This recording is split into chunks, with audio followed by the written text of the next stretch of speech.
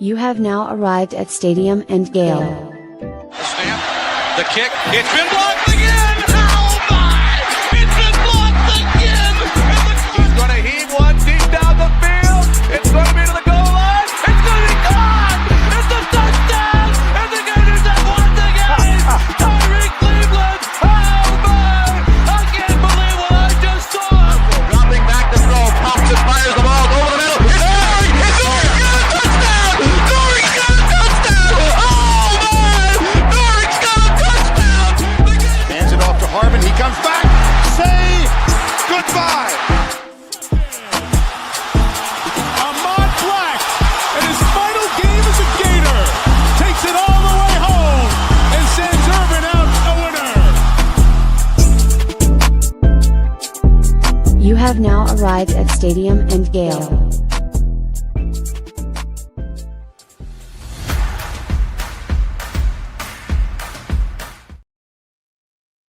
Boys and girls, ladies and gents, welcome to another episode of Stadium and Gale. It's your boy Corey.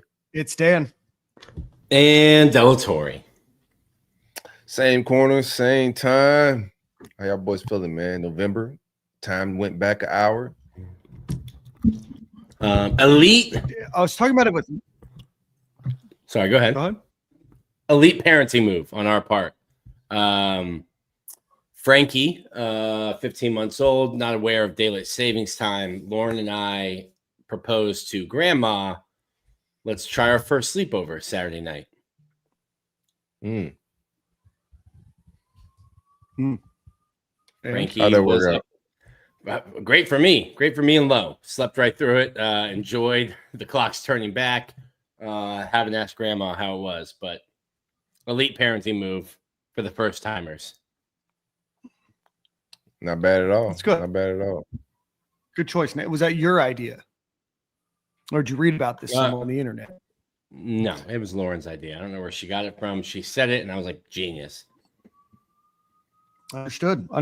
I was talking with Nick before you joined, Corey, that when clocks fall back an hour, it always feels like significantly more than an hour. Like it does not feel like it should be 8 o'clock. I feel like it should be about 9:30 right now. But it was nice driving to work this morning. I usually leave around 6 to go to the office. Nice to see the sunrise. Just an elite. Feels much better in the morning rather than driving through darkness. So. Yeah. I think the old age, man, getting older, bro. The hour means so much more to us older people, bro. So, yeah. I definitely felt it.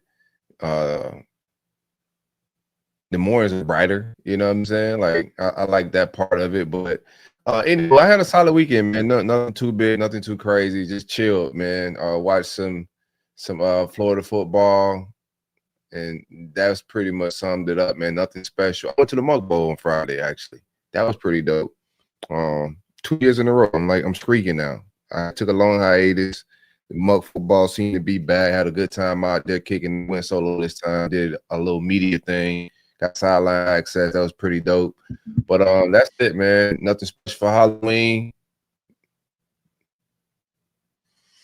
Yeah, we didn't do all that much. I touched a little bit about it. Well, I did a show last night solo. Corey was supposed to be there, and then, computer things happen. But otherwise, a good show. Go check that out. We talked a little bit about the coaching search. I did participate a little bit in festivities and went to a party on Saturday night with Sarah, which was great. Great time. But on Halloween itself, it was great. So we went and had a couple glasses of wine at this wine bar that we really like in downtown St. Pete. It's called the Wine Cellar and the Dutchman. Wine Cave and the Dutchman. Great spot. A Dutch guy owns it. He's the Dutchman. Great name. And the Wine Cave is his wine selection, right? A fantastic name. Anyway, so we did that. We walked the neighborhood for a little bit, and then she's like, I would like to watch Hocus Pocus. About 4 minutes into Hocus Pocus, she was asleep. I'm like, I don't want to watch Hocus Pocus. It's not a bad movie, but there's other things. Every single time that I'd go to reach for the remote, she would like wake up her little eyeballs. Like, man, I'm stuck. And then the movie's over. I'm like, all right, it's time to go to bed. She's like, did I sleep through the whole thing? I'm like, Yeah, and like I didn't want to watch it either. So shout out to me. Incredible bonus points for me. Pat on the back. Pat on the back. Pat on the back. So anyway, now watching the Gators basketball, go Gators. I presume that's where a lot of you guys are tuned in front of your TVs, hopefully watching us. Appreciate the Gators out too. Pardon me, an early lead. Corey, let's get a quick ad read. For those of you, before you ask, Nick was busy on Friday. A lot of people were wondering where you were, Nick, for game day eve. And Jordan is a little under the weather right now. So we'll hopefully all get back together on Friday. Corey, let's get a quick ad read, and then we'll get on with the show. Gotcha, man. I don't know if it's just my end, but it seems like you're running on some Obama internet right now, man. Might be. Might be. Obama. Yeah, bro. Yeah, man. Let me figure it out. All good, all good. One time for the great folks at Brunt Insurance and Financial Services, the best of the best when it comes to insurance. Anything you need insured, from the Panhandle to the Keys, your home, your automobile.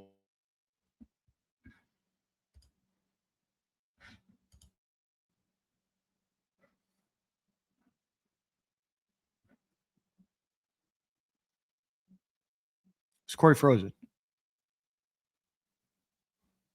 I think he froze.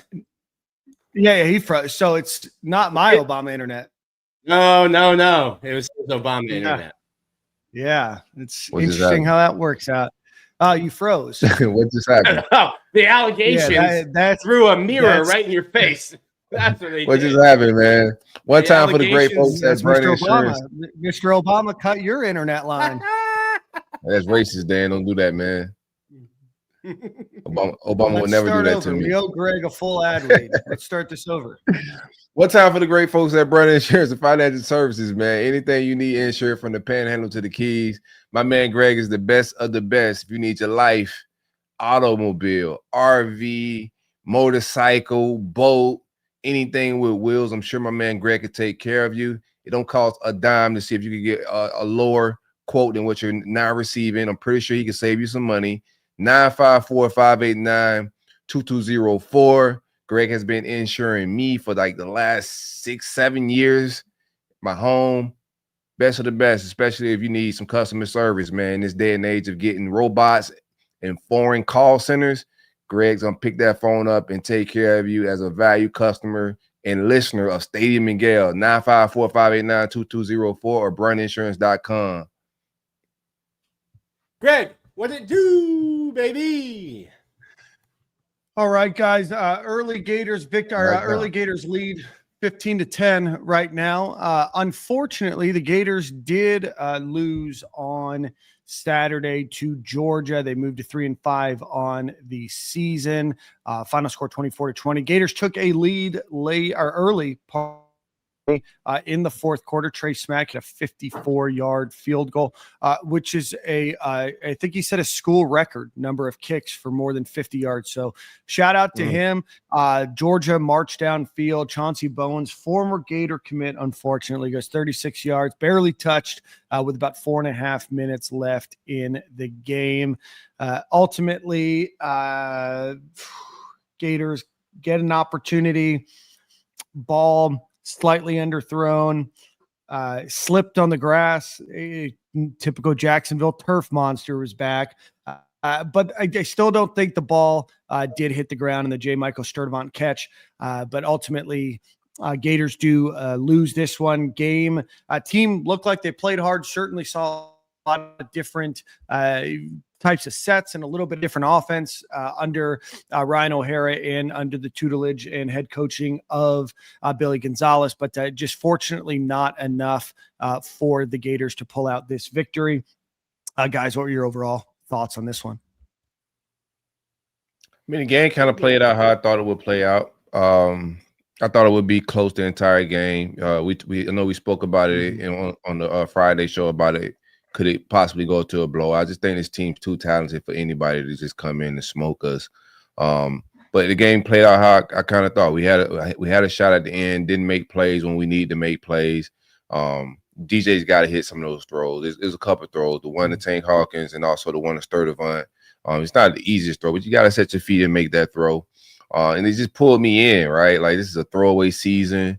I've kind of watched this and chalked this up to we about to get a new coach. It is what it is. But they pulled me in this game. The offense looked like it was rolling smoother. The plays looked more creative. Now you look at the box score. It's not the numbers don't go crazy in the box score, but you are playing Kirby Smart, who's one of the best defensive-minded guys in college football. The offense looked better. Less penalties. It looked less clunky. The guys look more sure and confident. Billy G looked good on the sideline, man. I think Billy G deserves a shot at head coach somewhere.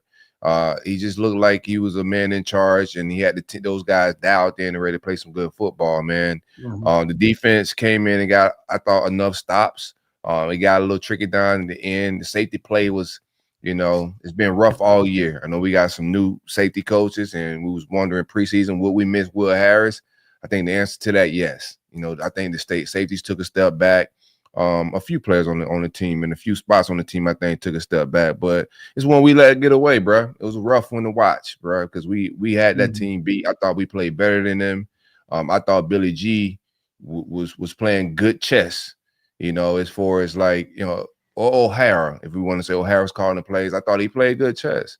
We didn't see a lot of tight end targets. It was a significant drop in 12 personnel. It looked like a Florida team should look with getting ball in space. Shout out to Eugene Wilson, who everybody kind of buried.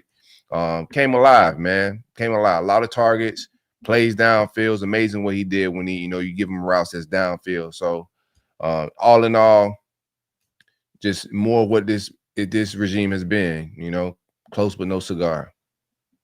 Yeah. Nick? I think I think there was a lot of talk about getting blown out. I think going to practice, big emphasis last week was starting fast. And I thought that was interesting because I guess you could have seen a Texas last year when DJ was out, Graham was out, and the team kind of gets scored on quick and goes, going to be a long afternoon. Let's pack it up and get ready to get back on the plane. I think you could have gotten some of that. Let's say Georgia goes down. That first drive, Florida's stuffing the run. But it's like stuff run, 13-yard completion. And they go 8 plays, 75 yards, 4 minutes. And I'm thinking, okay, you've got to answer here, or else you could get touchdown, 3 and out, touchdown, and then that pack it up mentality. But the defense, after that drive, it went 3 and out, 3 and out, or sorry, not 3 and out, 3 plays and interception, and then punt. The defense played really, really well before giving up the field goal touchdown in the middle 8. I think what my big takeaway is, we've talked about this so many years in Jacksonville, like the talent gap between Georgia and between Florida, and especially those years where Kirby had it rolling and he was getting 7 5-star quarterbacks every cycle. I felt like there wasn't a big talent discrepancy, that Florida's roster was as good as Georgia's roster, that, a couple throws, if DJ gets back, we're talking about Florida winning by a score or more. Just missing some guys that were open, a couple just missed tackles, like the little things. We're talking about like little things. And I feel like it's been a while since we've been able to talk about a World Series out to a cocktail party where you're like, 1 or 2 plays and those two teams are really close and Florida could have won the game. Last year, of course, before DJ gets hurt, I think the Florida's leading or the game was tied in the fourth quarter. But I think that was my big takeaway, was that as we're in the coaching search, like, hey, if we can just retain this roster, like the next coach is not walking into the same situation that Napier walked into. Like this is a talented roster. Yeah, having the lead in the fourth quarter against Georgia with an interim head coach is where you want to be, and shows where the talent on this team is. And again, it's another loss where the Gators are winning or have the chance to win in the fourth quarter that they don't end up winning. You look at the USF game, the Miami game, down a score with an interception on their side of the field. this game, kind of goes on, and it's, just some unfortunate circumstances, and you've got to overcome those, and you've got to figure out ways to overcome. Winners win, and that's what you have to do. Georgia looked beatable. Gators, I thought, for all intents and purposes, like, looked good in their pass block. They gave opportunities for DJ Lagway and for this offense to score. Run blocking was a little suspect, at times, but I give credit to this team for fighting hard. It just wasn't enough again, and we find ourselves in kind of the same Groundhog's Day of saying you were close, you had a lead, and you couldn't put it together on the last drive or in the last quarter. And I'm going to find Bud Davis has a great stat. The Gators, let me find it real quick, because I think that this is, it's an incredibly fascinating stat. Let's see. Well, while you look for it, go ahead. Trey Wilson, really, really good game. More receiving yards this game. Pull it up. What did he have? 121 receiving yards. More receiving yards against Georgia than he had on the season coming in. I think Jaden Ball looks good. 15 carries, 72 yards, 4.8. He gets in the end zone. Defensively, I thought Jordan Castell probably had one of his better games. George Gums had a really good game as well. Shout out to George. Not to bounce around too much, but I thought Florida did a really good job. Florida's D-line, I thought, for the most part, was kind of whooping Georgia's O-line up front. Maybe wore down a little bit towards the end of the game, but winning a lot of those battles for most of the afternoon. Yeah, I think I want to pull up this but go ahead. Go ahead. Go ahead. No, you're fine. Go ahead. I want to pull up this stat from Bud Davis, and it comes from somebody else, so I forgot, but Bud has highlighted it, and it's expected points added in the fourth quarter, which is a statistic that measures the value of play by comparing a points a team is expected to score before and after the play. It accounts for factors like down and distance, field position, time remaining to provide a more context-aware evaluation of performance. The Gators are losing in the fourth quarter by 67.43 expected points by the way that they play in the fourth quarter, which is amongst the worst in college football. So I would go, and Bud does a really good job of explaining, but it really just shows where the collapse in the Gators team is this year. It's not in that traditional middle eight where I know Billy Gonzalez, and I'll give Billy Gonzalez credit. His press conferences throughout last week and this week have been chock full of what I think is actual detail and things that they're working on and actual explanation and not just platitudes. But the Gators, if you look at this, are just absolutely falling apart in the fourth quarter. And I think it's indicative of why they're 3-5. Go ahead, Corey. Yeah, losing just starts at the top, man. The loser vibes, bro. Like, when you play with skill, good luck will happen. When you don't coach with skill, bad luck will happen, bro. That's just what it is, man. But on the Eugene Wilson thing, like, that's just more of a testament of, these guys come in as freshmen. They don't just lose these skills, these high phenomenal prospects that we come in and see, have these crazy good freshman years. Though that don't just diminish and fade away. That's the Eugene Wilson that we should have been seeing the entire time he's been at UF. He was used wrong. He was underutilized. He wasn't developed properly. He wasn't put in a position to expose his best skill sets. People were ready to dispose of Eugene Wilson for the younger receivers with the mindset that he had lost some skills or he wasn't performing well. No, Eugene Wilson wasn't put in position to make plays. He wasn't used in the right manner. The schools you go to, the coaches you choose, and who you get developed, these players don't just be bust. And it's not just at the pro level, it's at the high school level as well. Who's developing you, who's coaching you, the offenses you play in is going to determine if they pull the best out of your skills. These recruiting services, they don't miss on 5 stars a lot. They don't miss on high 4 stars a lot. Like, it's proven that they're accurate. So when a player gets to a school and they show a lot of promise their freshman year and then they diminish, it's the coaching. It's the system. Show some grace. If players want to transfer or leave, you just got to be a little bit open-minded. But Eugene Wilson did what Eugene Wilson could do. We've been saying for a long time. He could run the whole route tree. He could go down the field. He's not some gadget player. You just got to put him in position to make plays, and he's going to make plays. Yeah. Eugene Wilson, 11 targets, 9 receptions, 121 yards. It's 13.4 yards per reception, 1 touchdown. The rest of the Gators only get 45 yards, and that's made up of J. Michael Sturvin, Jaden Baugh, and Dallas Wilson. Dallas Wilson out for the year, had surgery today on his foot. But Amir Jackson and Hayden Hansen were the only 2 tight ends targeted in this game, and that was 3 of the 24 targets. So definitely a larger volume to the wide receivers, which I think is to be expected when you promote the wide receiver coach to head coach, and utilizing the strengths of what you have. Yeah, and real quick on the tinfoil hats with Dallas Wilson. Saw people saying he's sitting out to transfer. Does he transfer? I don't know.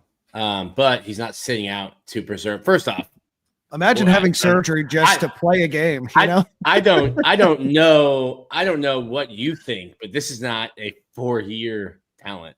This is enjoy your 3 and then start bragging about where he's drafted. That's the kind of player we're talking about. So, like, preserving a year, you're already sounding foolish. But this is – so, basically, he hurt his foot in that first open – or it wasn't open. It was open to – it was our Florida Victorious member day. But it was the first practice in the swamp. Hurt his foot. They realized, hey, you're gonna need surgery. But whenever you have the surgery, you're going to be out for the year. So, they took the route of put it in a cast, put him in a boot, see how much it can heal, go through some rehab, and then play, knowing that at some point it's going to break and you're going to need surgery. So he made the decision along with Florida's training staff to hey, let's not do the surgery in August. Let's try to see if we can get it back to a certain point and I can play some this year. But it was always essentially, for lack of a better term, like a ticking time bomb. Like he was going to need surgery from the injury back in August. And you did as much as you could do to try to get him to a place where he could play. But literally playing all year on a foot that they knew he was going to have surgery on. Yeah. Also, too, I think he's one of the kids that sticks. Is like a lot of reasons he came from Oregon was personal reasons that that's close to him. I don't foresee him being one of the guys that'll leave. It'll have to be an absolutely crazy hire, in my opinion. Anything could happen, but. I don't think he's one of those guys. No, that's my guy. He's going to shine. You can hire me. I'll be the head coach. We'll call passes to 3, 8, and 6 all day long. Yeah, bro. Just hit Axe Madden, bro. You can't go wrong, man. 4 verts. Yeah. I will be. Yeah, I will have Twitter script my first drive every week. I like that. Crowdsourcing together. Crowdsourcing. I like it. I'm going to crowdsource everybody to like my comment about a triple reverse on the first play. Quadruple reverse. Yes. Yeah. Quintuple reverse. How do we just keep going? Rugby. Let's play rugby. We'll start throwing the ball. Play rugby. Yeah. No, I certainly saw the receivers, and I wish the best to Dallas Wilson. I hope that he's back next year. I think that he's an amazing talent. Unfortunate circumstance for him, but the idea that people thought that he was sitting out and elected to have surgery is just nuts. Certainly, Twitter's on Twitter. Wishes to Dallas Wilson, but unfortunate. You've lost Aiden Mizell for a good part of this season to a foot injury. You lost Caleb Banks for a foot injury, and now Dallas Wilson for a foot injury, and I'm sure I'm missing others. We got to figure out our feet situation. Yeah, somebody on Twitter put a boot on the Jumpman logo, and I lost it. Real deal. When you say you type hilarious. LOL, like you type LOL, but you're never really laughing. That was a real life laugh out loud when I saw that. Hilarious. Injury bugs have been vicious this year for sure. Yeah, definitely unfortunate injuries and some long-term injuries. Gators on the ground, 128 yards. Jaden Baugh, 72 yards on 15 attempts. Katie Daniels, 20 yards on 6 attempts. And DJ Lagway, 10 attempts for 36 yards. He did have a fumble. He recovered that fumble, and then Jaden Baugh did have a touchdown. Used a lot more of the running game, like quarterback runs. Yeah.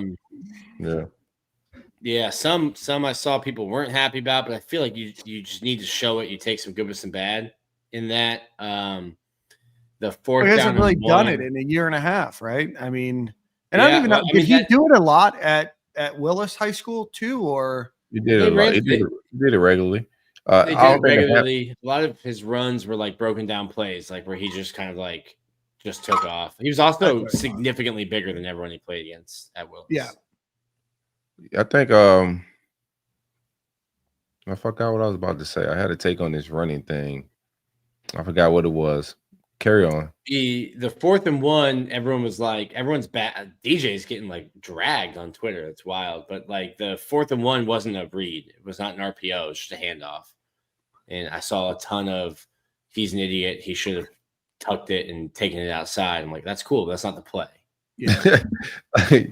Bro, it's just not a real place, man. This internet world, bro. It's like, a lot of offensive coordinators with no idea what the play actually is, man. Yeah, and if he would have done a somersault over the line, he probably would have scored too.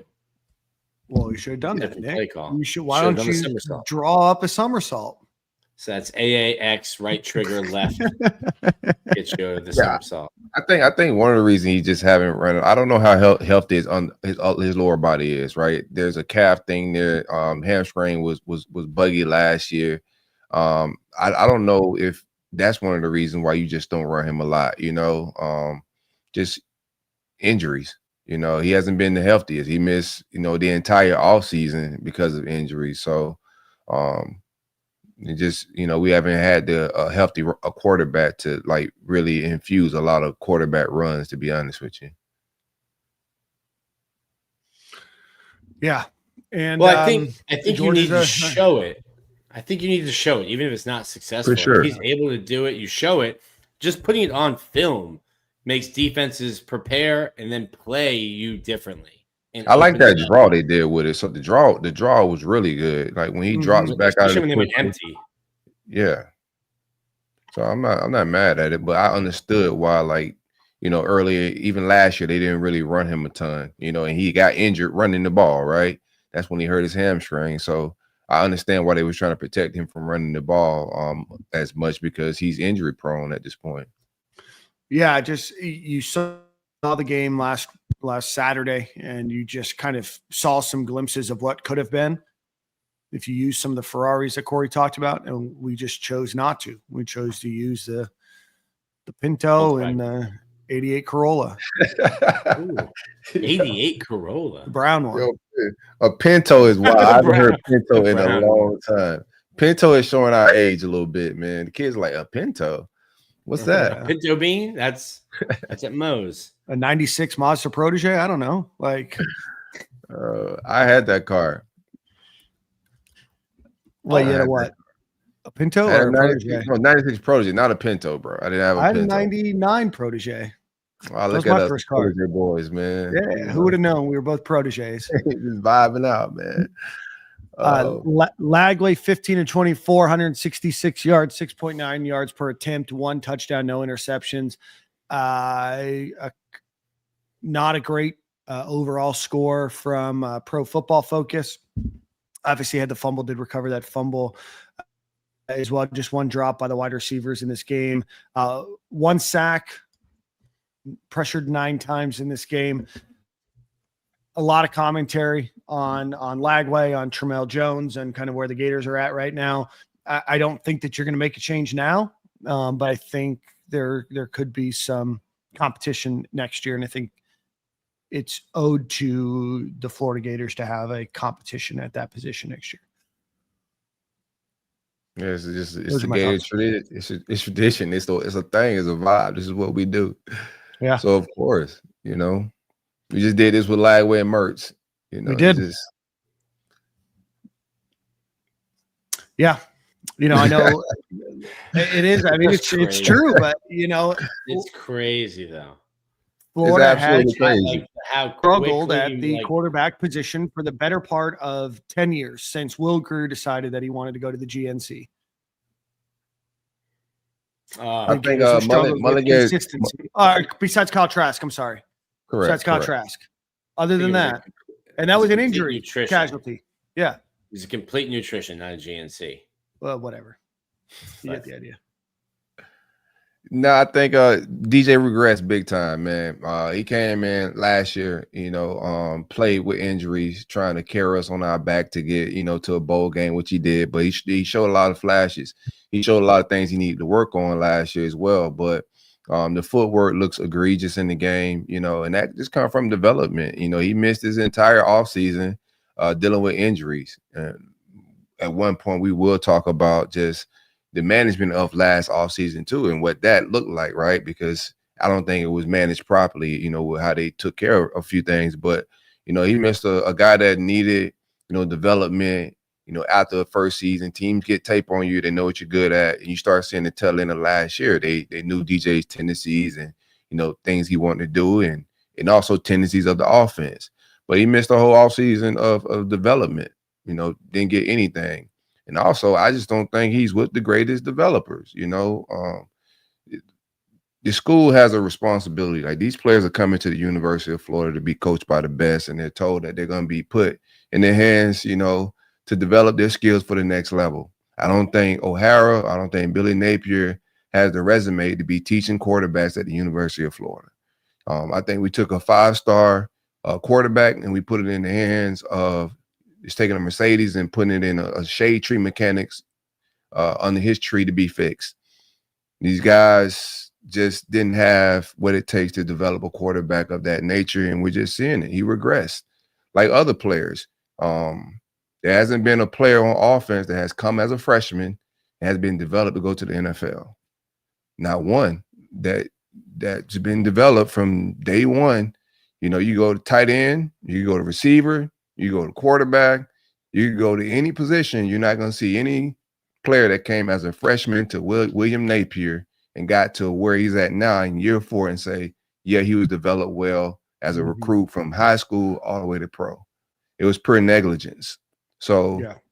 I think the quarterback position, like, while people saying Tramel Jones, like, if DJ isn't prepared, if Mertz wasn't good enough and prepared, if Richardson wasn't good enough and prepared, Tramel Jones is not about to be prepared. It's not about to happen. Just common sense. I saw him throw against LIU. He's clearly better. Corey, I echo your sentiment and wholeheartedly agree. If you look at the people that have gone to the NFL, Montrell Johnson was maybe one of the better players, and he came over from Louisiana, and Jaden Ball certainly looks like he's NFL bound, but from top to bottom, from a skill position perspective, the players that he's picked out and chosen, not the ones that he had inherited, the Austin Barbers and, some of those guys, it's tough to look at somebody that got significantly better during the tenure. And it's easy to want a quarterback challenge. And I want one. I want Florida to excel at the quarterback position. I think that Florida has every opportunity, and there's no shortage of quarterbacks that are out there that can toss the rock and make some of those throws. But where we've seen Florida progress or regress, it's disappointing. And you can blame the player. You can blame a lot of different externalities and a lot of other things going on. Ultimately, preparation comes down to the way that you practice, the way that you learn and develop, and putting yourself in an opportunity to be successful. And if you don't have those 3 things, that's not on the player. That's on the coach that is instilling that in them. Now, the player has to execute on game day, but execution comes from repetition of doing it over and over and over and over again. And that means that you're not making changes or coaching, right? If you're not throwing off your front foot and you're not stepping into your throws, then that's something that needs to be called out and addressed. But habits form by not being called out on wrong action. And that's what's so disappointing, because we came in and thought that it would be better and it would be different. right? And that Anthony Richardson, maybe there are some issues with, him, wanting to just go to the NFL year one. And then Graham Mertz, you're like, okay, this is better than we thought. And then DJ Lagway's there, and you're like, oh, wow, we finally have a guy that gets it. And year two has been, nothing short of a D+ rating. And that's disappointing. 5 stars don't do that. Yeah. D is for disappointing. D is for disappointing. This guy, man. Yeah, it's hindsight is always 20/20, but Sure. it's just one side of the ball, like the defensive side of the ball, which is not Napier's thing. Like those guys are developing and getting better. Like that side of the ball is impressive. Even from a receiver standpoint, like our receivers aren't developing into what they brought in as high school prospects. Like Ricky Pearsall's transfer. All of our best receivers are transfers. Like the guys that we're bringing in, they're shelved. Like Aiden Mizell is being robbed of his talents. I'm gonna just keep it a bean. He's being robbed of what he brings to the table. They're not putting that kid in a position to go be a speedster and burn things downfield and put up production. They got him on the bench and got tight ends on the field. Like these guys aren't being. I'm not putting that on Billy G because I think them guys can play. I just think it's the offense and the system, and most of these guys aren't living up to their recruiting rankings. Not because they can't play. Tank Hawkins is a Ferrari, and we haven't seen him open that engine up yet. Like it's criminal. Yeah. Like for real. Yeah. A lot of him being on the bench is because he's hurt. Who, myself? And he's been hurt. Everybody's hurt. He's when they're not hurt, they're not being used. We need a new orthopedist, right? Is that what a foot doctor is? I don't know. Mm-hmm. Yeah. Orthopedist is a foot. Yeah. Yeah. I just had to take Harlem to one a few weeks ago. So yeah. So we need a new orthopedist. No offense to the orthopedist. I'm sure he's a big fan of the show, but it's time.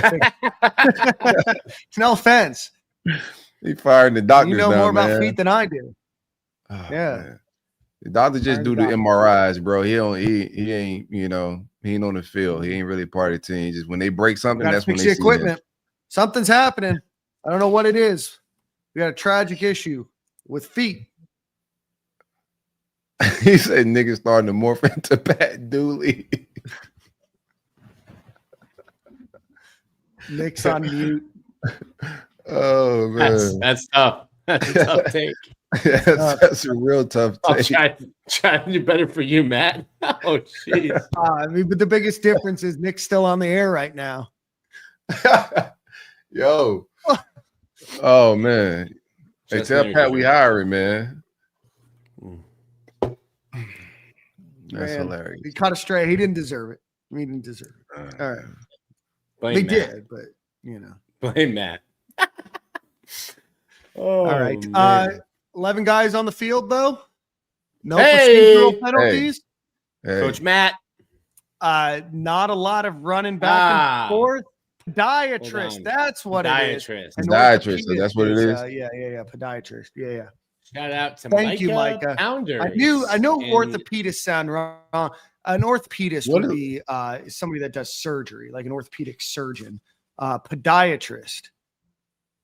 I took my son to orthopedic. Maybe they're both. Sometimes they're in the same office. In bones, joints, and ligaments. Yeah. So a new orthopedist too. We're kind of both right.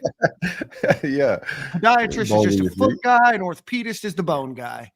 Your foot is made up of bones, if I remember correctly, from anatomy and physiology class. There you go. But shout out to Micah. Podiatrist, foot guy, Dubster, also weirdo. 37, a big involvement yesterday and last night's show. Our guys just ain't developing like they need to. That's right. And less motion. Yeah, that's what we were getting at. A lot less motion in this offense. Play call seemed to get in on time, able to set themselves move a little bit quicker. So what the hell is Billy doing? Like what was Billy doing? Like it just seemed to function. What was he standing by himself the whole time doing? Farting? Just reading the Waffle House menu the whole time. He didn't want nobody to smell his farts, is bro. crazy. Come on. Farting is nuts. All right, we've got 13 minutes Hey, let me before. find out Billy just had gas, bro. All right, man. No more jokes. We have Terry Jackson joining the show in 13 minutes. So I want to get onto the defensive side of the ball. Before we do that, I do want to give a shout out to our friends over at Home Field Apparel. Go visit homefieldapparel.com. Use promo code Stadium and Gale. Get you 20% off of your first order and free shipping. Anything that you want for the University of Florida, vintage logo wise. They have 6 or 7 pages worth that you can go check out. It's officially the Christmas season, the gift giving season. So go check them out. They've got over 100 different schools, and I believe the Indianapolis Colts of all schools. So if you've got a friend, family, loved one, a coworker, that code works across the entire website. So use promo code Stadium and you get 15% or 20% off of your order. All right, guys, defensive side of the ball, 2 sacks in this game. Georgia had only allowed 1 up till this point in the season. So get after Gunnar Stockton twice, 1 QB hit, 13 hurries. I thought the defense played as well. You give up 24 points. Yes, the first drive and the touchdown in the fourth quarter, certainly not the way that you want it to go. But ultimately, I thought the defense played pretty well. Corey, what are your thoughts?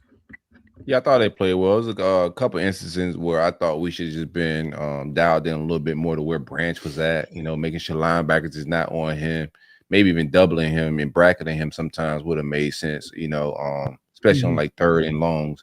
But outside of that, man, some of the I don't want like the ball awareness too. Just some of the safety play was just suspect. I thought Thorin played well in certain highest cases. ranked defender in the game.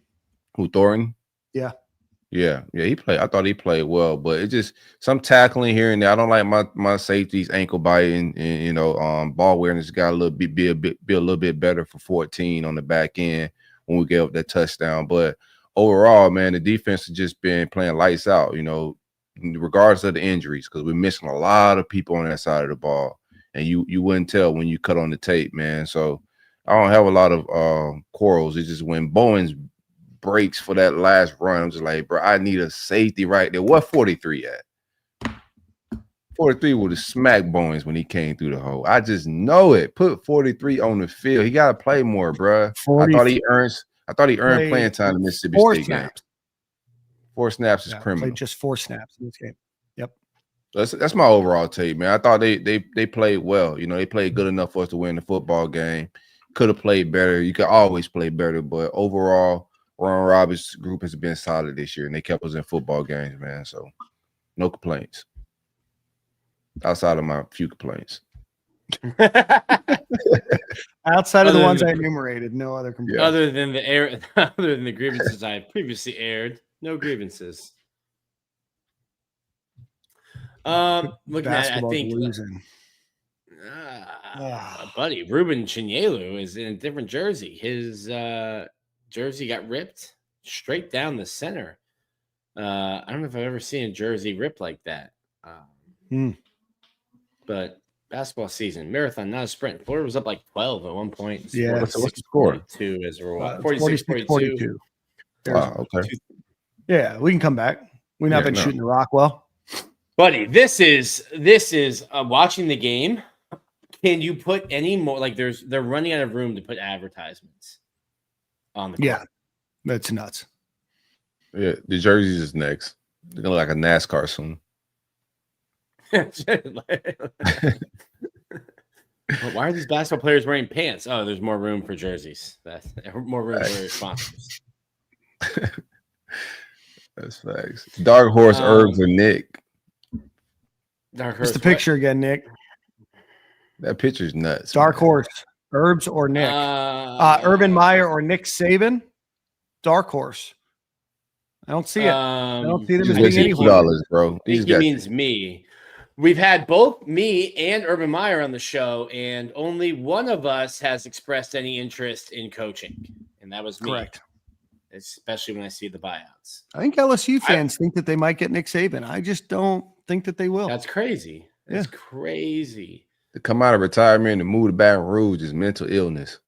Well, he was there before. Like, dude, 20 Won a years national ago. championship. Won a national championship. 20 years ago. Nick Saban doesn't have any interest in coaching because he doesn't have complete autonomous control over the players anymore. He made that clear. Everybody could cheat now. That's right. The best tweet Corey's ever had was tying in Nick Saban retiring the same year the Dodge Charger. That thing went like 5 times platinum, bro. That thing went crazy. It was a simple tweet. I didn't think that was about to go crazy. Like that went absolute crazy, man. Oh, it just slapped. Yeah. What'd you guys think of the Jordan Castell forward pass, not fumble? Technically, it was I thought it was a pass. Yeah. Shout out to the Ron Roberts channeling his inner Todd Grantham. Just engage 8, bring everyone. Yeah. That Castell blitz was time from St. Augustine just downhill. Bring the safety. I mean, Jordan Castell read that play so well. He's there a couple milliseconds earlier, and that's a fumble. Yeah. Yep. Yeah. Just, overall, they had an opportunity to win. It wasn't on the defense. No, not at all, man. Defense played well. Defense played well, but it just Georgia's such a second half team, man. It just winner vibes, bro. It just that's the difference between winners and losers is what we saw, out there, bro. Like they never panicked. The players just stayed locked in. Gunnar Stockton made the play. He's not some phenomenal player, but he made plays when they were there. We need several times where we had a yard to get. We had a about to move the sticks and we dropped one. We got a wide open receiver and we just throw the ball a little short. We all debating if it was a catch, and then most of us do think it was a catch. But winning programs, they make those plays happen, man. And when you have the chemistry of losing in the locker room, like you find a way to lose. Winners find a way to win. Right now, we're just this is not a winning regime, and this that aura is still in the locker room a little bit. It got better. It felt a little better. Looked a little better, right? They executed a little better, but that losing aura is still hanging around a little bit. Man, when Devin Moore had the interception, I thought, hey, this game might go our way. Might be able to ruin Georgia's season. Shots. Yeah, I don't know what Kirby's done. They get a lot of calls that go their way. They do. Yeah. I still don't think that was a ball on the ground. That ball never touched the ground, man. I also don't know if there was enough to overturn the fumble on a forward pass. Yeah, that's the. I hate the call on the field and indisputable evidence. Yeah, I could see that. They did call the fumble on the field. I could see it, but I just thought he had technically his arms going forward and the ball still in his hand. It wasn't really moving around. I don't want to keep spinning. It's time to get another coach, man. This season's a wash. Like people are making too much of the game at this point, brother. This is, we got Kentucky on the way. We should put hands and feet on them folks. We should get a couple more wins down the stretch here, which is cool. I think. Speaking of wins, we just lost him. Never mind. We'll come back in a second. Terry Jackson was hanging out. Oh, there he is. All right, we're going to welcome Terry Jackson onto the show as he gets set up. Let's get one time for our friends over at Game Time Sidekicks. Go visit GameTimeSidekicks.com. Get a cool cup like this one that Corey has. Nick is maybe got one. Oh, there it is.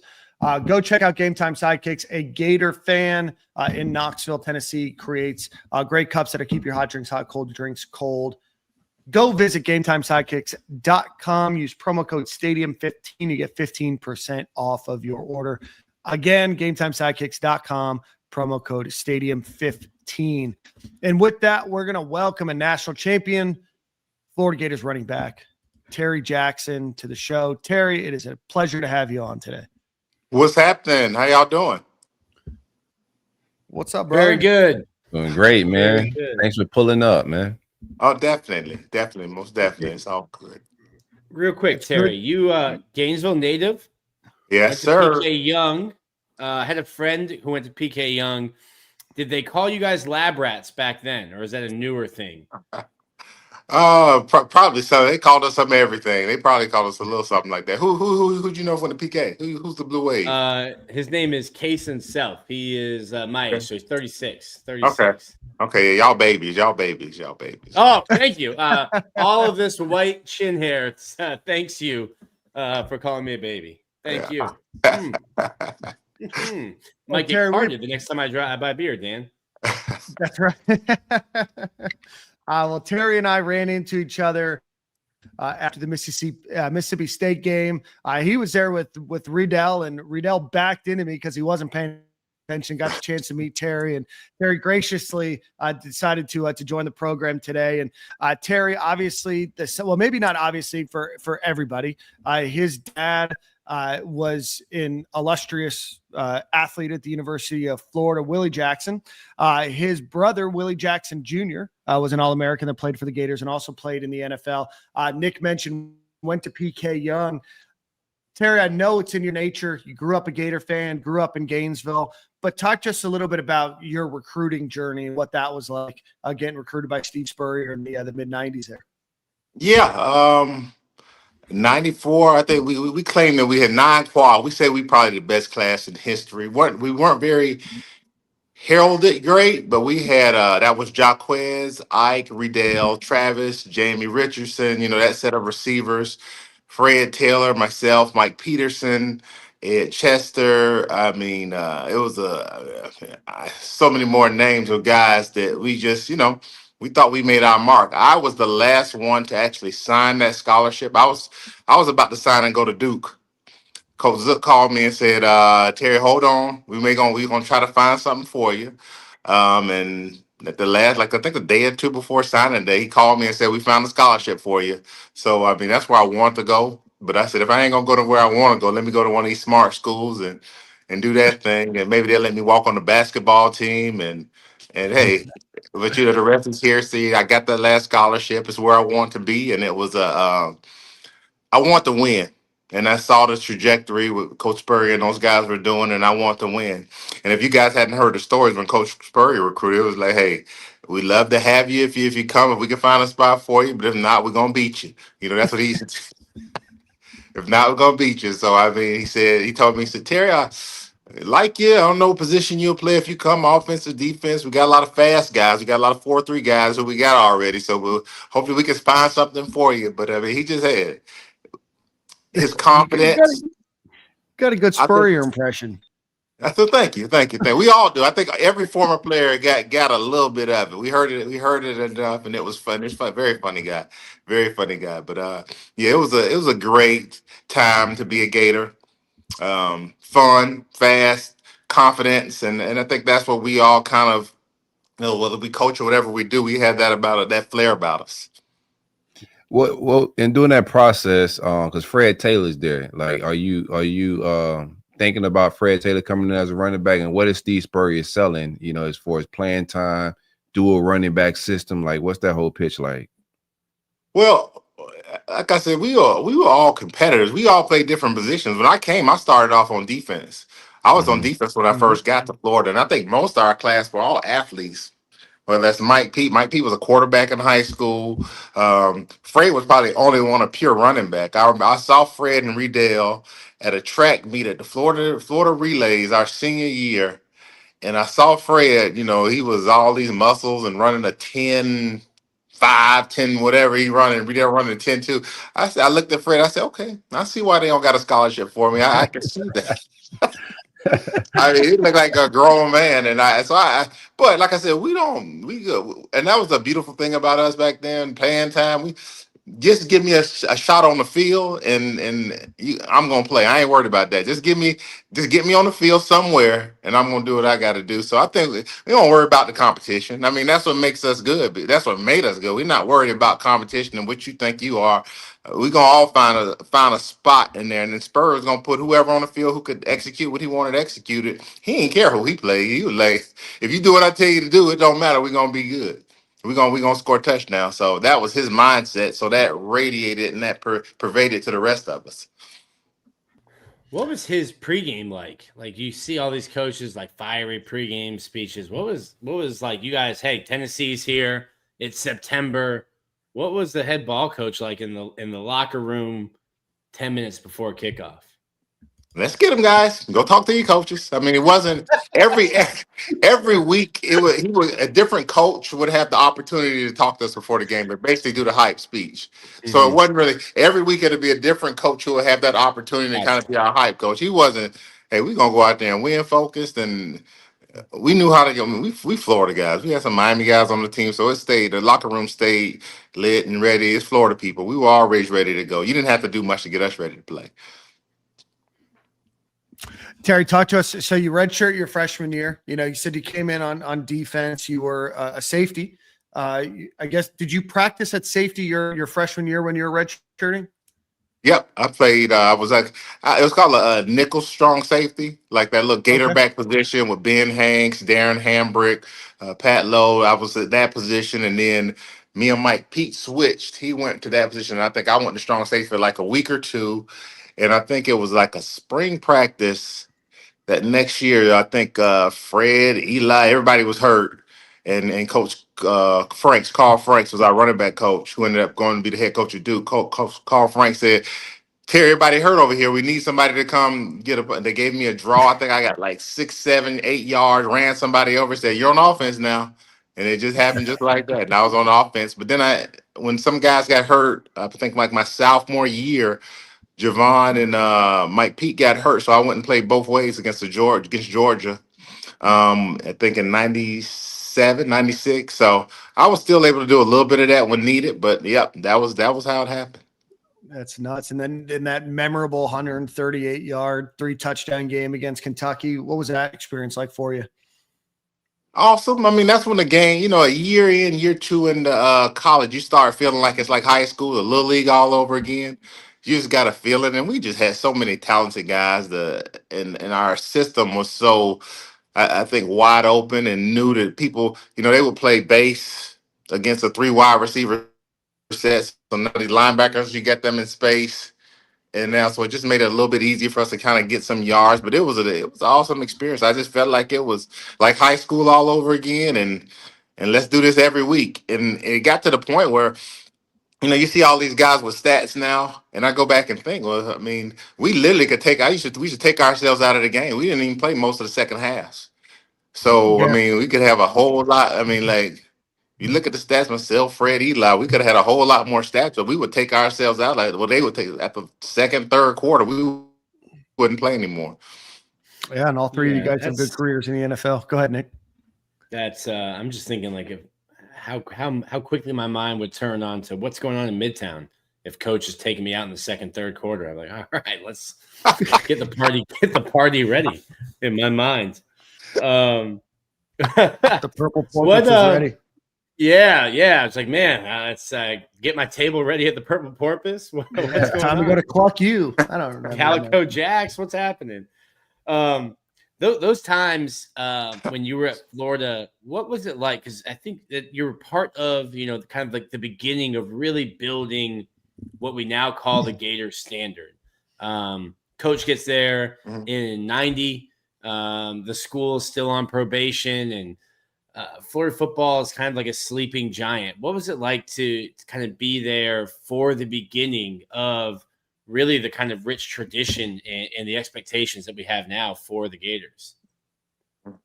Well, like you said, you started. So I'm a Gator, so I grew up. I'm in Gainesville, so I grew up,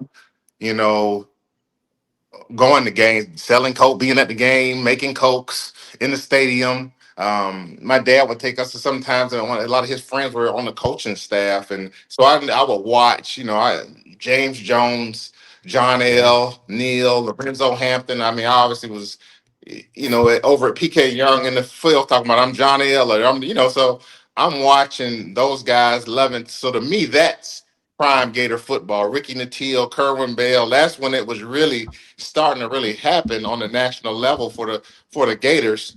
And I think that built into when Coach Spurrier got there doing what he does best, and that's just opening up the offense. And everybody was all running back you during that time. I mean, everybody had great running backs, and opening it up to that wide open system when you got 3 receivers out there, that 11 look out there, and that personnel change that really kind of shocked and changed the Southeastern Conference. So I mean, when it did that, it just kind of not what we got right now. Wide open, scoring a lot of points. I think that was which Coach Spurrier bought, and they bought a air of winning, like that confidence, knowing that we're going to win.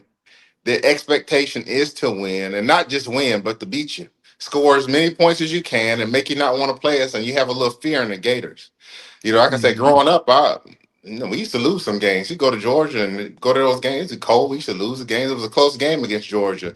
I work out with Garrison Hirsch right now, and I tease him all the time. I tell him, hey man, the Gators the reason you ain't win the Heisman. He never beat us, and those guys. So we went for a long time, just dominating a lot of people, and garner a lot of hate. A lot of people don't like us our age because that's all we used to beat everybody.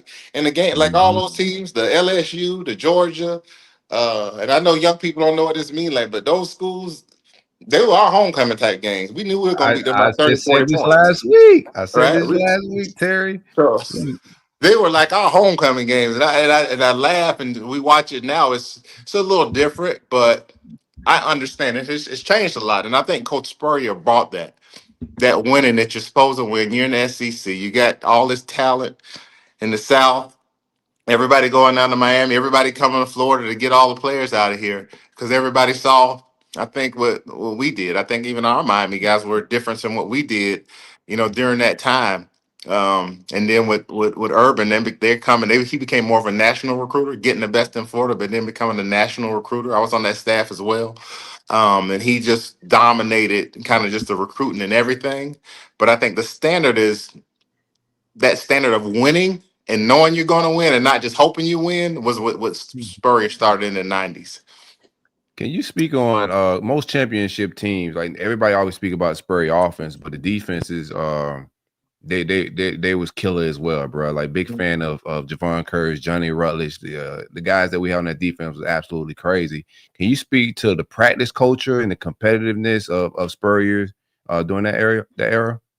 Ooh, it was practice was a competition. You go on ones versus twos. I mean, the ones versus twos might as well have been the ones versus ones. Like when I got to the league, I used to look at some of the guys on our team. I played in California, and they would go get a lot. And if anybody from Cal's and Stanford schools, we had a lot of the guys. I said, man, everybody on my team in college is better than y'all. Like, what y'all got out here? It's not they weren't great players or good players, but just the athleticism of like we had our linebackers ran 4.4s and 4.3s, so it was never a break. Even if you got ones against threes, everybody's trying to get it. Everybody thinking they should start.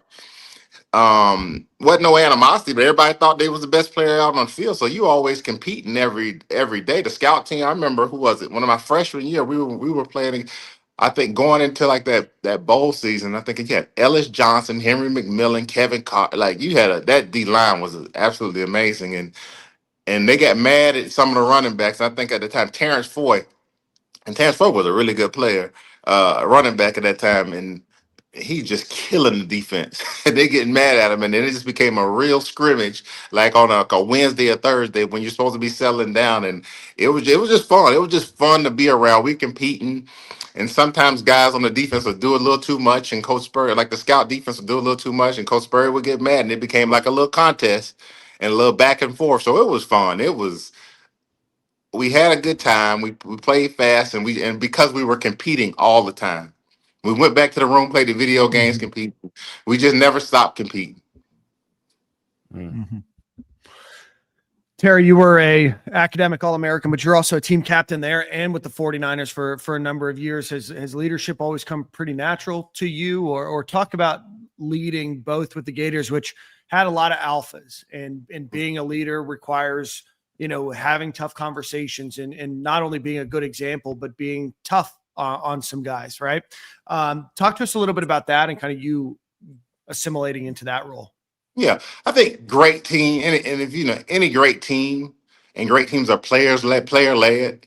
In college, it takes time to kind of learn that. I mean, because we're a lot younger, and you want to be one of the guys. I think that was the difference. I think in the '96 team, we had some of those older guys who really didn't care, and they would beat up the young, like get us in line if we weren't doing something, workouts in the off season, and make sure everybody were doing things. Guys like Lawrence, right? Ben Hanks, those type of guys. Mark Campbell, who would kind of, hey, if y'all ain't doing, I wasn't an in the face type of leader. I was like, hey, I'm gonna work hard. I'm gonna work hard, everybody. I'm not getting in trouble. Follow my lead that way. This is a short amount of time that we got to a chance to be great, to do something special. Like, I think the biggest regret is that we only won one national title. I think if it was a playoff system, we would have been in every single one for 4 or 5 years. I think we were that talented, that good. I have without a doubt that would have happened. And I think it just gravitated towards me because I did enjoy school. I did enjoy the whole process of being in college, being around people, my teammates, and I kind of knew that kind of what it takes. Somebody has to step up and say, hey guys, this is what we got to do. I remember giving a speech, I think my senior year, and they said, I mean, some of them still call me this nickname to this day. They call me Captain Hip because I told them in a meeting, and that's just a colloquial term. I said, hey guys, you're on the University of Florida campus, and a lot of guys got a lot of girlfriends, and it was a little wild back in them days. And I said, hey, it's a short amount of time. Let's win these games, focus in school, stay out of trouble, because you're gonna get that hip. It's gonna come to you. You ain't got to try too hard, but let's focus. And I guarantee that all gonna come to you. If we win, everything gonna come to you want. And to this day, they tease me. They call me that Captain Hip to this day. But I think it was just like my senior year when I got hurt. I was student body vice president my senior year because I tore my ACL my junior year. Yeah. So I said, man, this football is tough, man. I know I can play in the league. All my friends are going, but let me start. I always knew that there was not just one plan. There's only one plan, and that's I'm going to do something regardless. So let me start developing myself. Let me take care of these opportunities. And I was student body vice president. Like I said, I was a captain on the team, and that's just trying to lead by example, that we can be more than just a football player. We can do a lot of things. We can lead everywhere. We can be leaders around campus. A lot of people looked up to us. So that was kind of how that started. And like I said, when I got to San Francisco, I was a player rep. I was NFL PA rep for our team for 3 years, and just kind of gravitated to it because I was, they knew I wasn't going to get in trouble. I think that was one of the reasons I got the scholarship because it was like, hey, at least you're going to keep the team GPA up. Even if you end up being sorry, you can keep the team GPA up. Boy, about to go to Duke. Boy, let's get him over here and get this GPA up, man. Who's your biggest influence, man, just in life as a young man, football, etc.? Like, what influenced you the most? I think my dad and my brother. Mm-hmm. Just because, I mean, we always competed, and my parents, my mom is like, be the best at everything, not just when you play football, but in the classroom, off the field, on the field, just be the best. And that was kind of all our mindsets. I mean, like I said, when we was home, that's all we did is competed. And having an older brother who was already there when I got to the team, I knew most of the guys. I was coming to work out, kind of in the off season when I was still in high school over at PK. I remember, I think like the second, third week, no, probably like after the first year at Florida, one of my teammates, I teased him about it. He told me, he said, man, I ain't think you could play. I thought you got a scholarship because your brother. So I mean, we got on each other all the time. But I think my brother, my dad, just the example they set of that standard of just being the best. That's dope. Did you ever feel like you were in? Oh, go ahead, Nick. You can go ahead. Did you ever feel like you were in a shadow because of your dad and because of your brother at all, being the younger of the two and trying to break out and kind of carve out your own lane, or what was that like? No, and people ask that question a lot because I got a lot of friends who got kids or kind of in those type of situations. Not at all. I mean, yeah, just always support because we all believed in each other. We all were the best, right?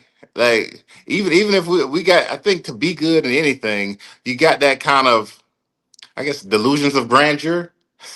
Like, I mean, as great as the players on that team were, whether it's I think Fred Taylor's probably one of the best running backs ever at any level. Talented. I mean, we had guys, Eugene McCaslin, Robert Gillespie, Ernest Graham, like I say, Terrence Ford, Eli Williams. I mean, it was these guys were great, way better athletes than I. But I mean, even then, I'm in my mind. Ain't nobody can't see me. They can't do the same things I can do. I mean, I probably can't score a 99 run. I mean, like Fred probably can score every play. I know I couldn't do that, but I'm gonna get that 3-4. I'm gonna average my 6-7 yards, and I'm gonna break some too. So like, I'm gonna catch the ball. I'm gonna block. I'm gonna be where I'm supposed to be. I'm gonna be assignment perfect. So, and I'm gonna help the team win. And that was kind of my focus too. Like, I want to win, and whatever I got to do to help us win, that's what I'm gonna do. And that was my focus. I ain't worried about being in nobody's shadow or breaking record, doing this or doing that. It's awesome. Talking a little bit about family. Let me know if this sounds like your nephew. Mm-hmm. I was driving home, and he denied the charges until I described what I saw. A young man in a cowboy hat, wife beater, sandals, riding a dirt bike on a main street. Yeah, that sounds like my baby there. That sounds like something he would do. That definitely sounds like something that he would do. That does sound like my baby right there. When I said it, he was like, "No, that couldn't have been me." And I described the outfit, and he goes, "Yeah, you know what? That sounds like me." I was like, "Yeah, that I saw you over there by the Walmart." He goes, "By the Walmart, definitely was me." And I was like, "Yeah, that sounds like the baby." I told him, let's put some closed-toe shoes on. If we're riding a dirt bike, let's cover the toes. I tell them all the time. I don't even know how people get on motorcycles, dirt bikes, mopeds. When I was on staff, I told, I was in you may be too young for this. When I was I may have been like in 7th grade, 8th grade. Y'all remember Harvey Thomas? Mm-mm. Harvey Thomas was a starting DN on those in the 90s. I mean, probably would have been a good NFL player. Right on 13th Street by the Taco Bell. Now, on University by the Taco Bell. A girl from my high school hit him and broke his leg on a scooter. Mm. And at that point, I said, I'd never get on a scooter in my life. Like, I'll be honest with you, T-Jack. When I was at school, so I was at UF from 2006 to 2010, and I used to see all these guys on their scooters, and they were packing 2 guys on a scoot sometimes. You'd see the Pouncey brothers. Yeah, That's I'm like, absolutely crazy. these look dangerous. I will walk before I get on sharing a scooter. scooter. Yeah, that is 600 pounds of twin sharing a scooter. That best shocks in the world, best suspension a scooter's ever had. Man, I used to tell them parents, don't buy them nothing. They can walk, they can get on a bike, them scooters. It's just dangerous. You're gonna get tickets, and it's just dangerous because you see how they ride, no helmets, just be out there with no shoes on. Like, it was zipping all around. Yeah, T-Jack, you cannot be riding nut to butt though, man. That's crazy. Hey, but you got this before that real NIL. Now they got cars. They got Uber. They can get an Uber take up from. Thank God, man. Ain't nobody have no money back then like that, so they were just they was doing what they had to do, right? Yeah. So, but like, what's the distance? Like, how many miles do I have to go where I'm like, you know what? I will get on the back of your scooter. Bro, they were going from Keys and Springs to the football stadium. That's I can walk that. I can walk that. Yep, I can walk that. Well, I mean, and two, that bro, we take that brother term really serious. Like, that's my brother. This ain't nothing. This is my brother. This is my brother. Ain't nothing funny about that. This is my brother, right? Until he gets happy. My brother straddling my back on the back. This is my brother. This is my brother. And in our defense, I mean, it was some, whether you talk about them workouts, those guys in that time went through with Urban them and Mick. Yeah, they got beat. They were doing a lot. They were doing a lot. Yeah. I'll crawl back to Keys. I'll see you there. See, but that's what you feel like. You crawling back to your dorm back in them days. That's how hard those workouts were. Yeah. Like, you really, like, luckily my first year we were in Yon Hall, so we didn't have to go very far. So that wasn't bad. Rest in peace. Y'all know what Yon Hall is? Y'all know what Yon Hall is? Yeah. Doesn't exist gone now. Okay. It's gone now. It's still I think there's still the rooms up in there, but it's probably when they do this new stadium renovation, it'll all be gone. But yeah, that was our dorm. We stayed in the stadium. That's it might have been athlete student for some people there living in the stadium. We live right in the stadium. The food, the dining hall was in the stadium and everything. No excuse to be late then. Oh, we were always late. Because you right there, like, I remember one time we Florida boy. It was probably about 45 degrees, and I walked out and it was raining. I turned right back around. That is just too cold to go to school for. See you tomorrow. No, sir. See you tomorrow. 45 and raining. I had Right a around. starter jacket on. I said, no, that is too cold. I can't do that. Terry, before we wrap up here, man, really appreciate your time. I want to talk to you about that role in the NFL. I guess you won the 2000 Madden Bowl too. The internet's telling me, but I want to hear a little bit about your role as director of player and community relations with Urban Meyer. You were at UF for what, 7 years or so in that role? Yep. Talk to us a little bit about that role. You know, this is before, obviously, these staffs have just ballooned in size. There wasn't as many, nearly as many off the field roles as there are now. Touch us a little bit about that role and, ultimately how you got connected to Urban and move into that role. So I was just retiring. I think I got cut the last cut. I was going to play my last year in 2006. I got cut that last 2006 in August, September. I think I was on that last cut, and I was living back and forth between obviously Cali and Florida, but most of the time I was still living in Gainesville. So I had several AU basketball teams, and I was doing a lot of community work. And at the time, I think I had started doing a project with the 4A's, the African American Alliance, Accountability Alliance in Gainesville, and we had started a mentorship program. And we were starting a mentorship program, and I had met Urban and told him we were doing. He wanted to be a part of it, so they were part of a little mentorship program we were doing, and we would meet with the coaching staff at 6 in the morning, and me and some men from the community, and we started a mentorship program, and we just kind of hit it off, and he asked me if I wanted to be on the staff. We found a role, and we just basically invented that role, not really knowing, just being around the guys. Wasn't something I was getting a whole lot of money for, and at the time I really didn't care. I was trying to figure, I knew I wanted to still be around the sport, be around the Gators, be around the kids, more importantly, the players at the time, and help them out and navigate what they were kind of going through, being through it. And I saw the many pitfalls. And so we came up with that role, and my role was basically to be around the guys, go to their houses, be around them on campus. I used to play video games with them in the office. I would go to their house, whip them in the game. Because like you said, I was a Madden champion in 2000. That was probably one of my greatest accomplishments. That's the one I'm pretty... it was an individual. I was very proud of that. And two of my toughest nemesis in college were on the video game where it was Eli Williams and Jaquez Green, who ended up winning it 2 years afterwards in a fake tournament. But I beat both of them in that tournament. So that's probably like one of my... It was 24 guys. It was like 36 guys. I beat Ray Mickens. He played with the Jets. And then I beat Derek Bell, a baseball player, in the championship. So that was a great one. So it was some footage of not Rita, but Quez's Madden championship. Those was fake. After the year, I was in the last real one. Fake.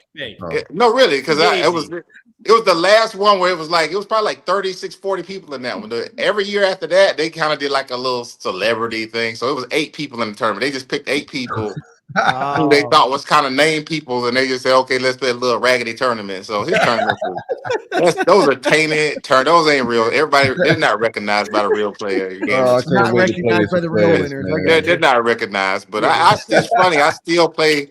Well, I was on a game with Ahmad Black the other day. I played with those guys for years after we finished playing the Poundseys, Ahmad, Percy. I used to whip him for years on the game, but it was just a way to kind of connect with the guys, somebody who came from their world for the most part and could tell them about the league. And tell them about what to expect. It's a hard situation when you're that age and you're on top of the world. They don't listen to a lot, but I had just came from it, so I was still kind of them, right? So it was easy to kind of communicate, and and the more people you could have around, people who can kind of relate, especially in this world, and even now it's way worse. I would suspect that you can't have enough of guys like that around those guys, and that's one thing that I see. Kind of want to maybe getting back into it because you need more. I think especially former players who've been through it who can relate to those guys.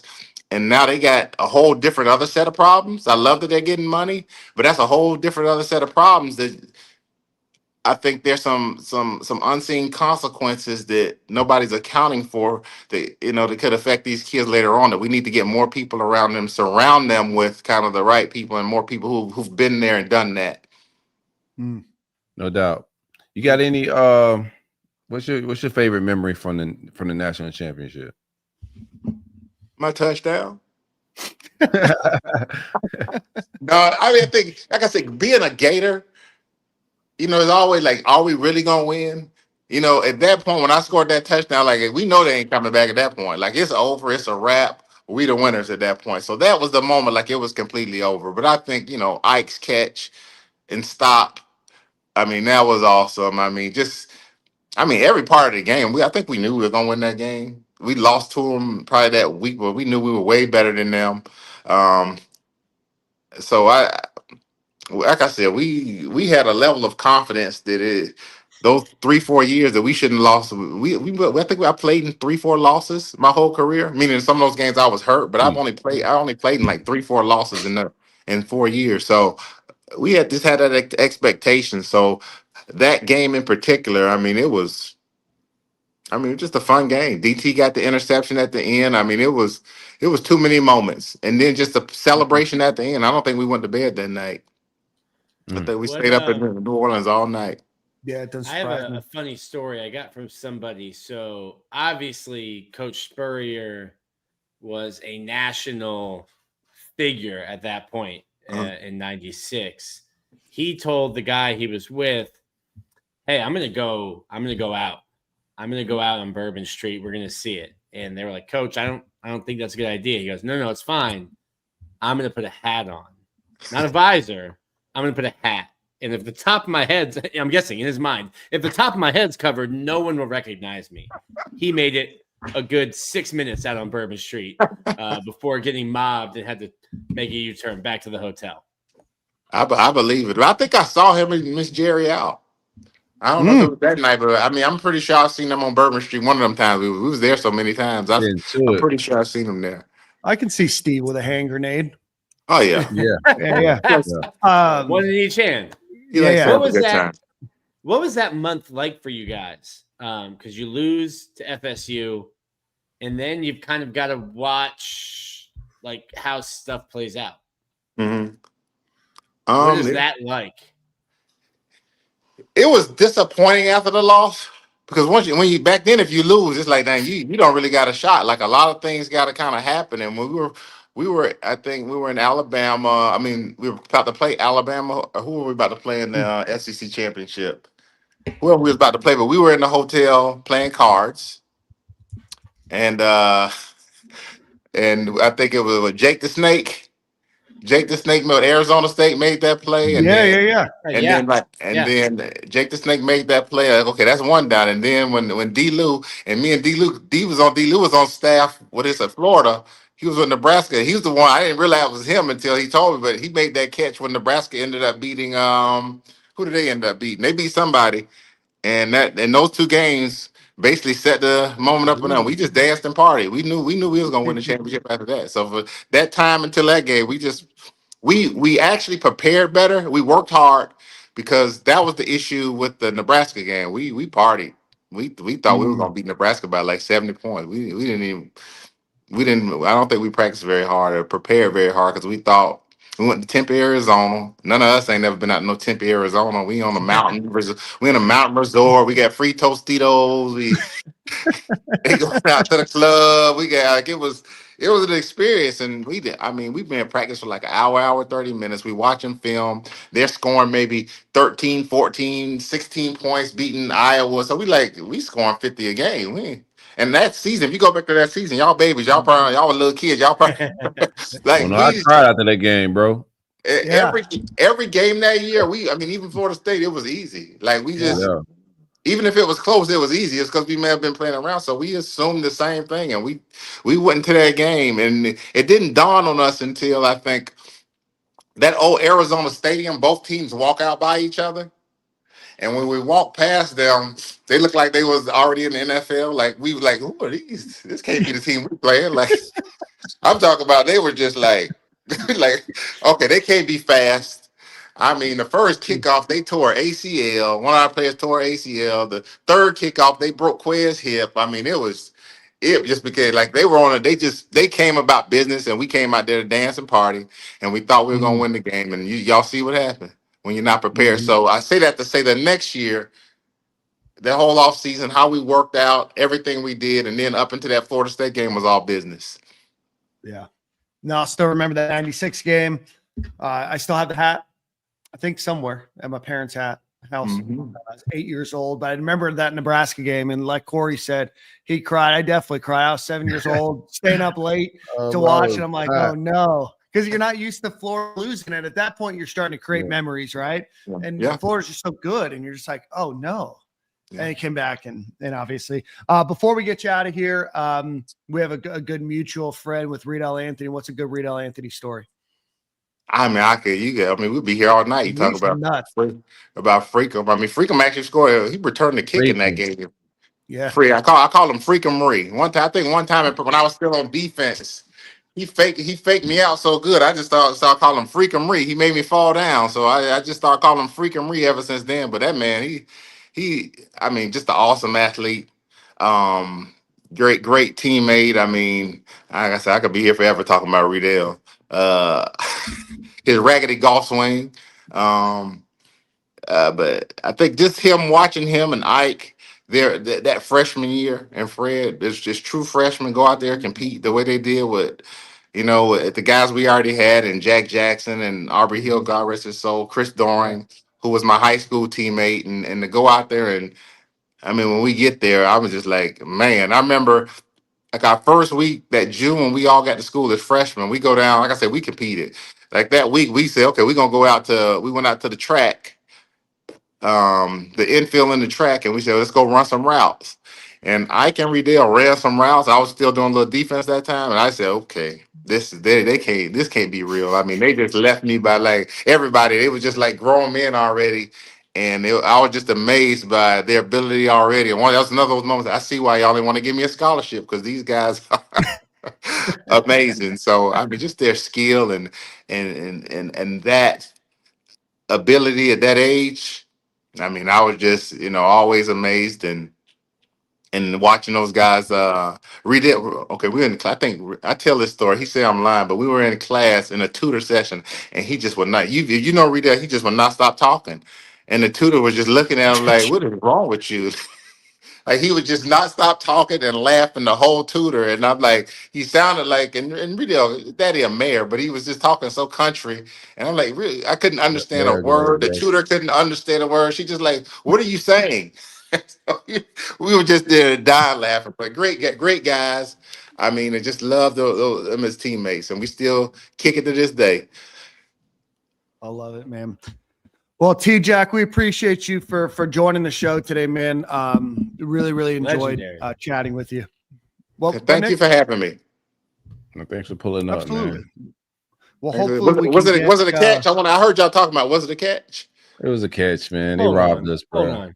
It was definitely a catch. I can pull this up what do you think about, real quick, Terry, while we still got you? He's pulling that up. I was watching it. I thought it was a catch. I mean, I 100%. I mean, I can't see how you didn't see it was a catch, but I mean, I don't about referees and good plays and bad. I mean, I've seen a lot of bad calls and a lot of good calls. He was out of position, and he said, "Okay, how could he have made that play?" Right? I think in his mind, how could he have made that play? I don't think he really saw it. He just said, "Let me just call it." They'll review it, but once you review it that way, you got to keep it that way, because I don't think in their defense, I don't think the angle was clear enough or close enough.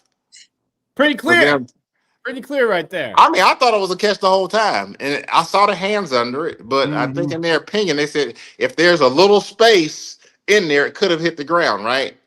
And we got to trust our guy on the field. But I mean, I told Garrison today, and he cussed me out. He said whatever. But what do you think about what do you think about what the University of Florida is right now as a program and this coaching search that we have going on? I was very impressed with how they played the other day, the players. I think that, and looking at the guys they got hurt, I think that's a talented team, a very talented team. I think the prospects, actually, I'm pretty positive about it. You got some some good young players. I know it's a different world. You got to keep those players, but I think most of those, you got a lot of homegrown legacy Gators who are top players who can help keep that thing together. Mhm. As far as the coaching search, I think it. I mean, I think you should really just hire some football people, get in there and let them make those decisions. Whether that's a VP or president of football, and just kind of let them people who know football, who've been around it. I mean, you got guys like Rand Carthon out there. There's a Rand. I mean, Mm. like, Mm.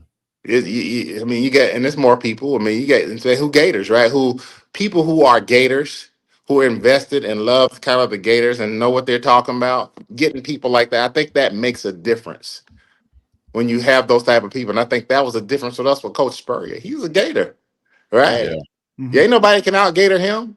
So you know the passion is there. He won't. I mean, like that's kind of what you need. So when you talk to it, to me, college sports has got. I mean, and everybody, it's about the money. Nobody. I'm okay with everybody getting money, but Mhm. if you, it's like everybody's chasing a check, right? Mhm. Whether it's players, it's coaches. Like who wants to really be a Gator? Who wants to be whatever institution that is? Who wants to be a part of that and make them better? And they're not looking to go to the next check. That's the reason I never went nowhere else because I don't want to. I don't want to go to no other staff and I'm rooting for the Gators. Like this is what I'm a Gator. Like it's hard for That's me to do real. that, right? Because I only want the Gators to win. I don't care about the other schools. I mean, That's unless real. it's like a friend who's coaching or something, and okay, maybe I might. But like my point is, I think they need to really look. When I say internally, like look for some Gators around to kind of help be a part of that process to really get people who want to be here, not because they want to collect a check or whatever, who want to be here and compete and who want to win, right? So I think that's where it should go. I think it's smart people around there, and they think they've been through enough, but I think they need to kind of take some of the advice from some of those people who've been there, done it, who eat, love it, and this is what they want to see the Gators get back to that standard of dominance and just competing. And you watch a game and every game is competing. And I think they did that this week. And I think they got some good things coming. It's too good of a school. It's too good of an area to recruit, and a lot of history behind a lot of that. And I think it's gonna, it's going. I think it's going. We got brighter days ahead. Can't get much worse than it's been, but we got Oh, brighter it days. day. So yeah. So I stay positive. I mean, this is. So And like I said, I'm a Gator regardless. I mean, I'm good, bad, and I'm old enough that I've seen the wins. And I really just my point is I just like to see the players, current former players, kind of succeed and continue to do better and continue to do good things. And I think that to me is success. Winning, a win on a come if you handle all the foundational things. for sure. My man retired because he couldn't. If it ain't coaching the Gators, I'm just done, bro. Terry, you're a goat, man. Appreciate you, Terry. I Appreciate appreciate you. y'all do a great job. Keep it up. Thanks, man. Appreciate you, brother. We'll talk to you soon. Appreciate All right, it, guys. Terry. Be well. Bye. Terry Jackson. Love that level of Gator love. She's been like, Yeah, yeah, coaching's bruh. A lot of cool. I Gator like love. coaching. Urban leaves like, wait, they don't want me to coach the Gators anymore? Cool. I'm out, bro. Retire. I'm out. Retire on top, baby. The hell if I'm ever going to put on like a Tennessee orange or a Clemson orange. It's orange and blue, and that's it. Gillespie, bro. Gillespie, like, been rocking that crazy. Yeah, Whatever. Tennessee, and where else has he been? Oklahoma State's been some other places. All right, guys. Did you guys want to talk about coaching at all, or no? I got I time. mean, we've been doing this for an hour and a half. The Gator game's It's on. up to you. We could do it. We could do it another night. We could talk a little bit about it. We're losing by 8. I got my We're old losing Miss by 5. credentials approved. How much time we got left? I gotta get a We got- TV out here in my man cave. We got 12 minutes and 6 seconds Oh, left. plenty of time. Plenty of time. All right. I hosted a show yesterday. Wanted to get your guys' thoughts. Anything change on your hot boards? No, hot board still intact, man. I don't have a personal hot board. I'm just going by the proposed hot board that's that everybody kind of got together. But nothing has really changed. It's a lot of more than than the people just getting together, Corey. Hmm? So you know a little bit more than just the people getting together. Yeah. I know, man. Just trying to chill, but it's just Lane Kiffin right now, or it feels like, it's gonna be. I don't know if I like the strategy out the Lane, like, the rest of the names and how things may play out. I'm hoping now that Auburn can't open and some other jobs are coming open. I'm hoping. I know Drinks coached at Auburn before. Maybe that's an attraction over there. I like the hypo to maybe, a different pro LSU talk. I like all that disruption in the SEC because somebody's gonna have to get poached here. That's just what it is. It's a coaching market. The coaches can kind of call their shot. If you want a bigger payday, you want to hold some leverage to get it, switch schools, whatever that may be. It's just a coaching market. And I think, the Wild Wild West has just begun because if Tennessee get poached late and then they got to go looking for a coach, hopefully Mike Norvell keeps winning. I'm cheering. Like, I never cheered for Florida State in my life, but I cheered for them this past weekend. And we beat Wake. November 29th. He ain't winning November 29th. Nah, they'll lose that game. But BTA. We just need them to get like 5 or 6, bro. Like, they get about 6. I think Mike's safe. That's improvement from 2. And then, and then the loser vibes just stay in Tallahassee a few more years, man. But a lot hasn't changed, man. But I think a lot more is going to change as, the musical chairs start. Yeah, I think there's going to be a ton of musical chairs. I don't think that you're going to really hear anything for the next 4 weeks, probably. So there's going to be a lot of noise. There's going to be a lot of stuff out there. Just be cautious about what you read on the message boards. I've already seen some information that's not true kind of populating. And I don't want to be in a position of calling people out. There's just a lot of information out there that is probably not true. I have a non-disparagement, Dan, but you don't. Go ahead. No.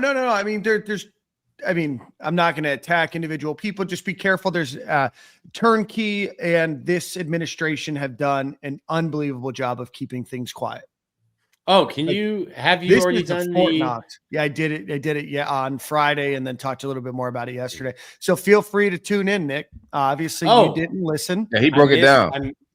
I missed Friday. I missed Friday, but you will see if you're on Twitter and social media, you will see an announcement tomorrow for why I missed.